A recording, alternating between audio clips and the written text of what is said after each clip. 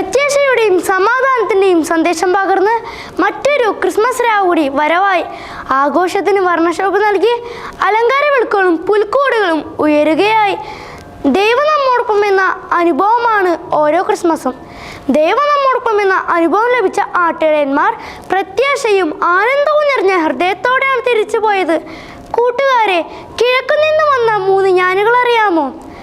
Casper, മെൽഗിയോർ, ബാൽത്തസർ ബെത്ലഹേമിലെത്തി ഉണ്ണീശുവിനെ കണ്ട് ആരാധിച്ചു. സ്വർണം, മീറ, കുന്തിരിക്കം എന്നിവ കാഴ്ചവെച്ചു. ബാൽത്തസർ എത്യോപ്യക്കാരനായിരുന്നു.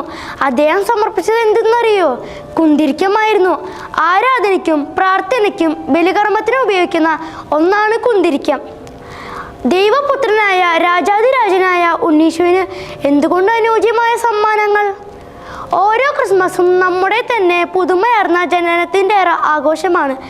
കുറവുകളെ മികവുകളാക്കിക്കൊണ്ട് വീണ്ടും ജനിക്കേണ്ട ഒരു ദിനം. കരുണയും സ്നേഹവും നിറഞ്ഞ നമ്മുടെ വാക്കുകളാണ് ഓരോരുത്തരുടെയും ഉള്ളിലേക്ക് ക്രിസ്മസ് സമ്മാനങ്ങളായി എത്തുന്നത്. നമ്മൾ ഓരോരുത്തരെയും ചേർത്ത് നിർത്തുന്നതോടെ നമ്മുടെ ഉള്ളിലും പുൽക്കൂടുകൾ ഉണ്ടാകും. വിശപ്പടക്കാൻ നൽകുന്ന ദാനത്തിലൂടെ ക്രിസ്മസ് വിരുന്ന് നമ്മളിലും സജ്ജമാവുന്നു.